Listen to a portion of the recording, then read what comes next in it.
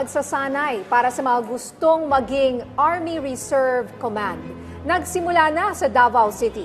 Ang detalye mula kay Julius Pacot ng PTV Davao.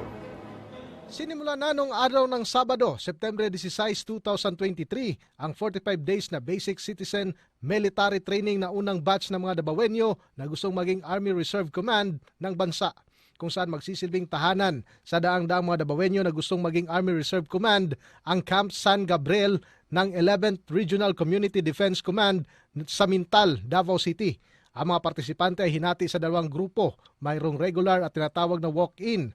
Pero pagsiguro ng 11th RCDG, pagkatapos ng training ay magiging bagong tao ang mga partisipante. Ang Davao Region ay mayroong higit na 4,000 aktibong Army Reservist. Kasama sila ng mga otoridad sa pagbantay ng seguridad sa bansa.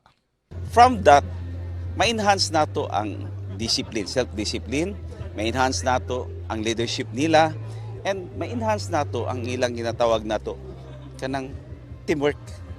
Kasi kinahanglan magunato na being part of the reserve force, dapat naatay ngunana.